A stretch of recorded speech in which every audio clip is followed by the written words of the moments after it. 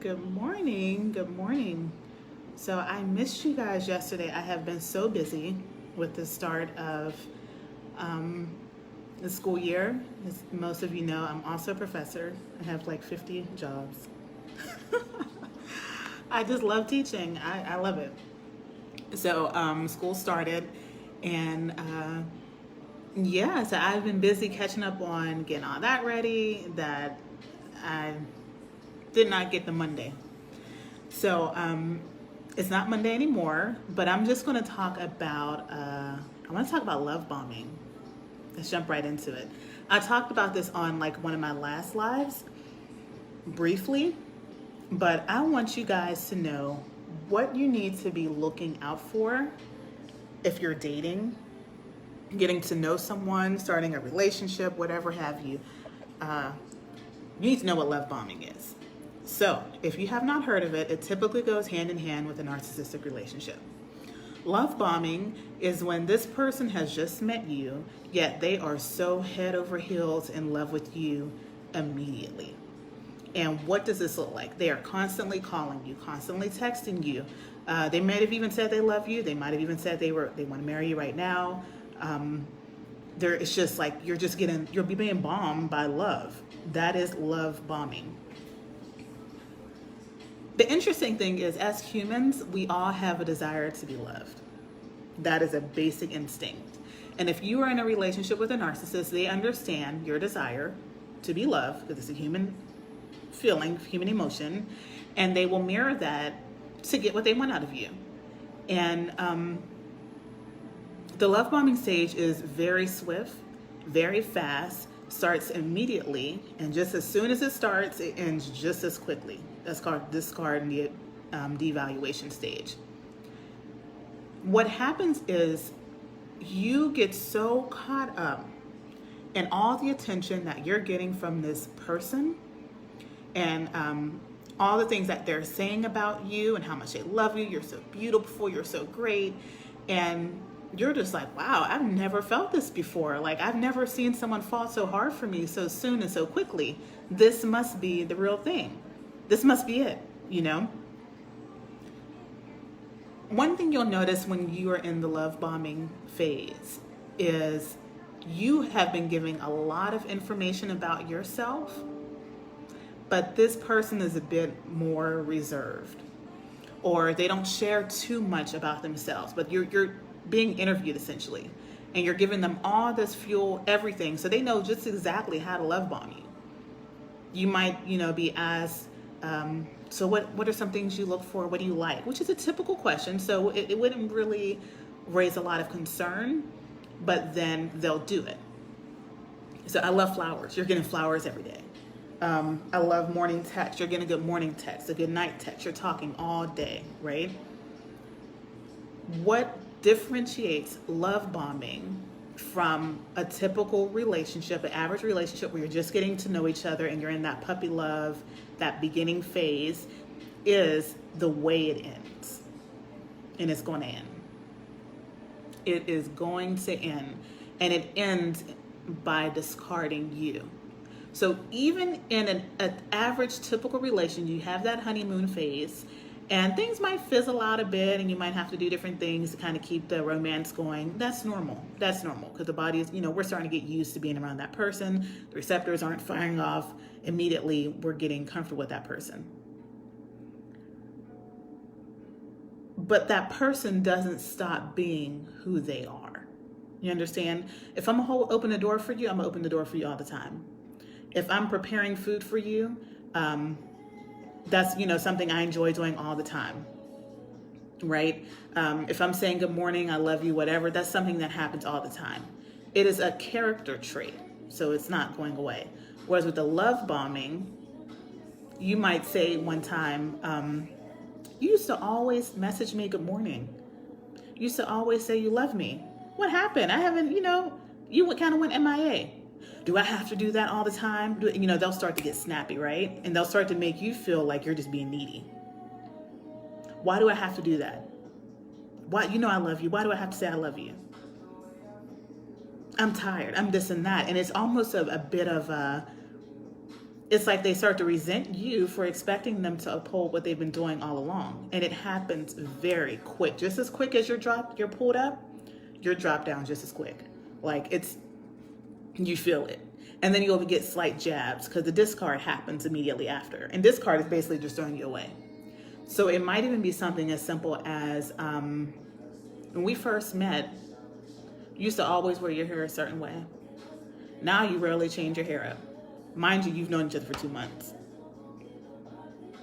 You used to always do this. And they start to compare you to other people. Well, my last relationship, I never had to ask for this. In my last relationship, already, so what's happening is you might be arguing, you might be defending yourself, but somewhere deep down, you're starting to compare yourself to who they used to be with, and you start to feel like you're not good enough. So you just went from being the greatest person in the whole world, worthy of love and gifts and being smothered with all types of attention, to being dropped and being felt like you're kind of nagging me. You're kind of in my way. You've changed. Hey, Tish, you're not the person you used to be. And it's so immediate and it confuses you. And that is the goal in a narcissistic relationship. Confusion is control. If I can confuse you, then I can control you. And you don't understand what you did to make me start to slowly pull back my love for you, because really you haven't done anything that you haven't been doing since the beginning of the time we met, but you are now being discarded. I have used you for what I needed to. I understand that you are attached to me because I told you I loved you and I'm, telling you I want to marry you, so you're immediately attached to me. So when I start to pull myself away from you, you're going to work to keep me, right? Because it doesn't make sense. It just doesn't make sense. Like the normal mind cannot get this, but this is what these people do all the time. This is an abusive relationship, and it's the beginning of an abusive cycle. And the remainder of your relationship will be this, a cycle. Something bad will happen. They'll do you wrong. They'll love bomb you to get you back. You'll think everything's okay, and they'll do you wrong again. And now you have a trauma bond. So be mindful in the beginning phase. And it doesn't even, I always say it doesn't just have to be romantic, but romantic is probably the easiest way to explain this to people. Because as much as we all love each other and we love ourselves and we think highly of ourselves, sometimes you do have to say, what have I done to deserve all of this attention so soon? And it doesn't mean you're not a good person, but if it doesn't match up, then it is not real. It's not good. Can a narcissist be cured? I have yet to see the research on that. I have yet to see the research. There are so many studies that show that therapy doesn't work for a narcissist because they will pretend it's working and pretty much manipulate the therapist if they're not equipped to deal with people like that. The issue is you cannot cure someone who knows what they're doing and does not care. There's no cure for that.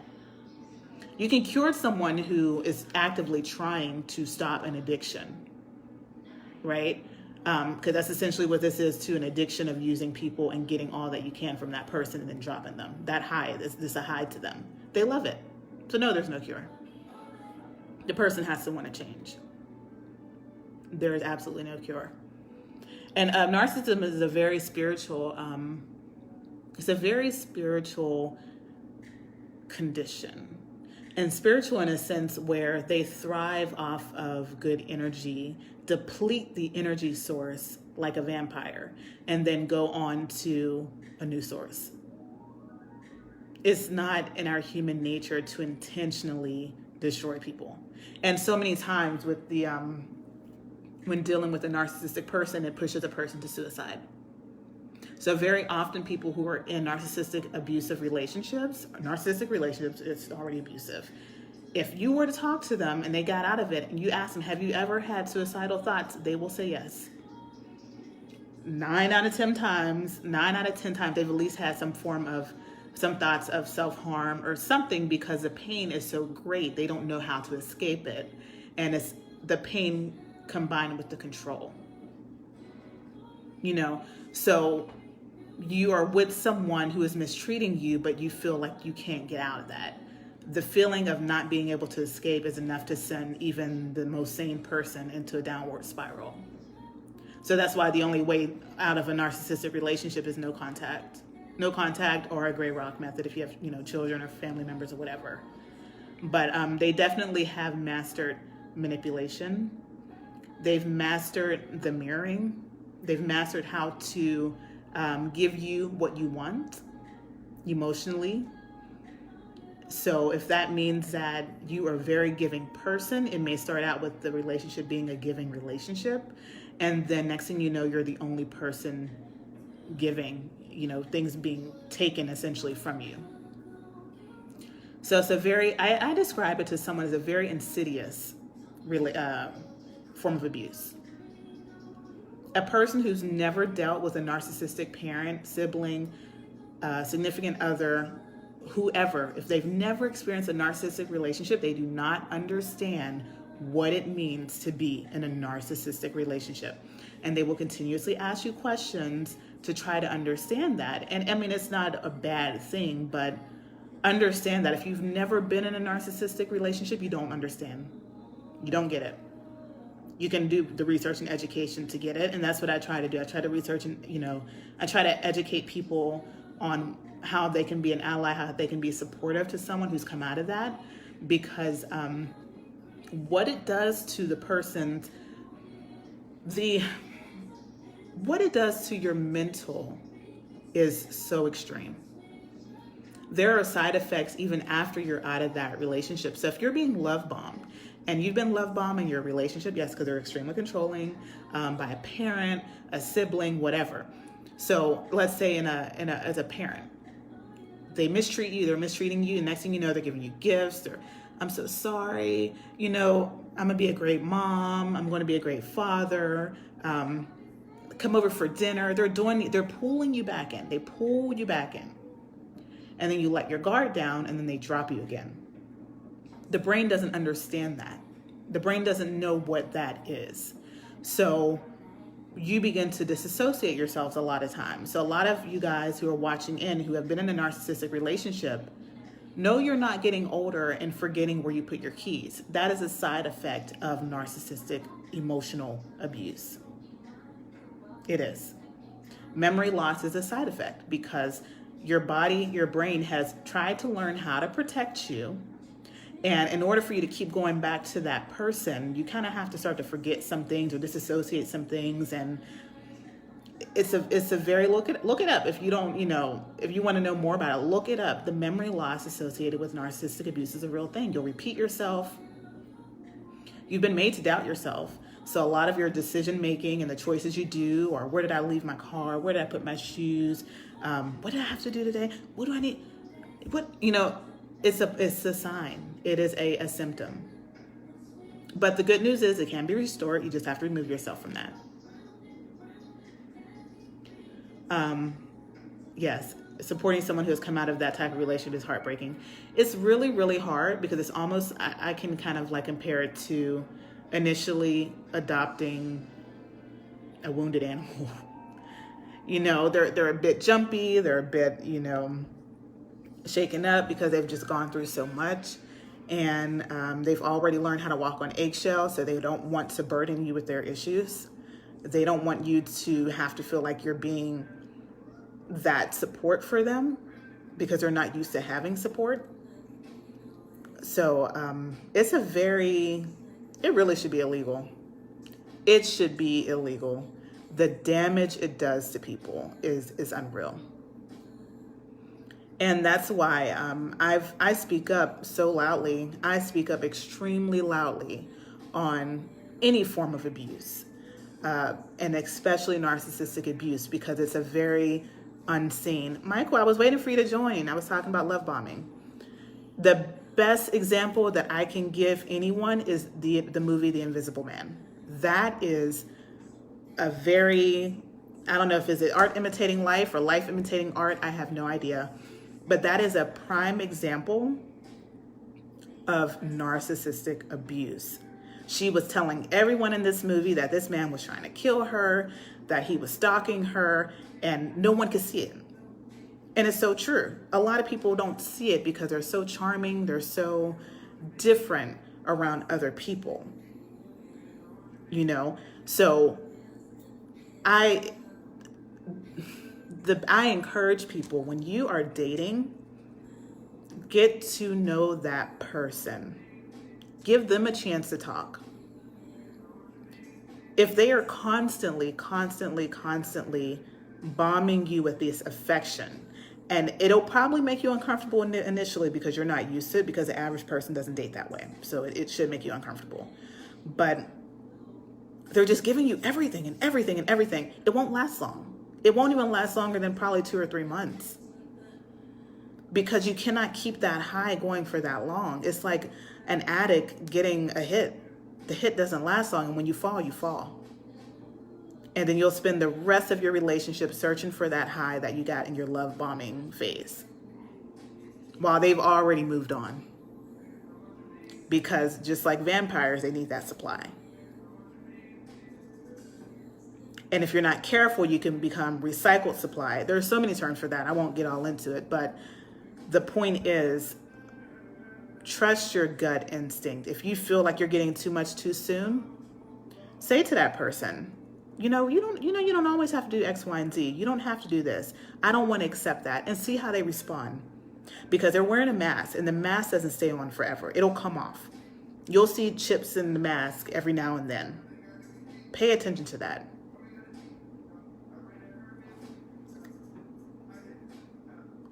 So love bombing is typically, as I said before, one of the telltale signs that you are embarking on a narcissistic, extremely abusive, extremely devastating relationship. And the high that you get for the 2 and 3 months, if you're fortunate enough to get out of it sooner, then you're all the better for it. If you do stay in it a bit longer, and you do develop some forms of PTSD and complex PTSD, all of that stuff, you can heal. I'm living proof that you can heal. And one thing that has helped me heal in my work, because I've been doing this work for years, but one thing that's helped me deal particularly is healing loudly. And I say that a lot. I say I suffered silently, I'm healing loudly. And because the biggest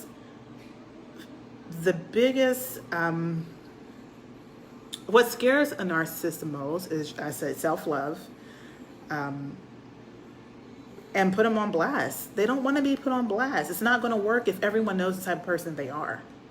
It's not going to work. Educate yourself on what that is, because it's still relatively new in the psychological world. Like it's something that research has been conducted on and things like that, but there's no form of therapy that's really going to work for them. So what are you going to do for them? It's super unfortunate if it's a parent. I mean, that narcissistic relationship with the parent is very devastating, because they form your formative years in so many ways. So that is absolutely devastating. But the best way to avoid or to get out of something or to break that cycle is education. Get yourself a therapist who's skilled in narcissistic abuse. Get yourself, I'm a life coach, I'm skilled with narcissistic abuse. A lot of that was from my experience and then also from my education, but you need to know what you are fighting, because like I said, there are so many people who cannot take the pain anymore, and they take themselves out because they'll make you feel like there's no way out. But I'm telling you, when you come out of it and you educate yourself on what happened and you start to dismantle all the lies that were told to you and you start to realize your worth, you will be able to spot one out just like that. Love bombing won't work on you. It's not going to work. You're going to get a chance to know that person for who they are. So I just wanted to share information on love bombing, because especially we're in the era of social media, and people can think they know you because maybe they're liking your pictures or engaging with you all the time on social media, whatever. I mean, social media creates a false sense of who the person is anyway. But social media is a narcissist playground. They love social media. They're the one trolling every comment. They're the one arguing with everyone about everything for no reason. It's beyond having an opinion because they want to be seen. They want to be seen, but they don't want to be uncovered. They don't want to be found out. So when you get out of that and you recognize that, I'm asking you to call it out. Call it out. Call it out for what it is. Create your boundaries. Trust your gut. Know when something feels off and seems off. And really just be mindful of the company that you're entertaining, because that's a very narcissistic individuals are very expensive relationships.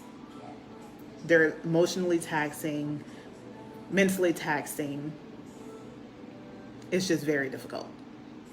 But there is life after abuse. So, shameless plug here. So my September coaching sessions will be starting out soon. So I do still have some spots. And what we're doing is we are having a small group coaching session on finding your purpose through your pain and giving yourself that voice to heal moving forward. And they're 8-week sessions, and we have a small group. I facilitate that. We're going to take this journey. It's going to be messy initially, but it's going to be so well worth it. I'm so confident in it. And if you've been following my videos, look at my first video and look at my video now and see how much I've grown. I've grown a lot in these past few months.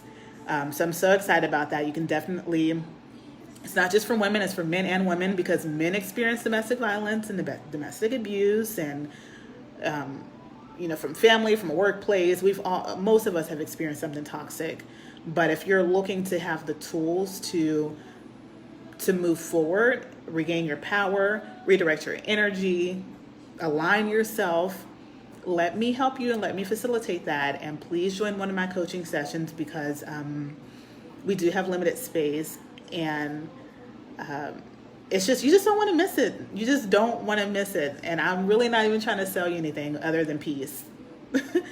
And just like in the promise that it's so well worth it. I always say the cost of healing is so much cheaper than the cost of unhealthy coping mechanisms, because the money is going to go somewhere.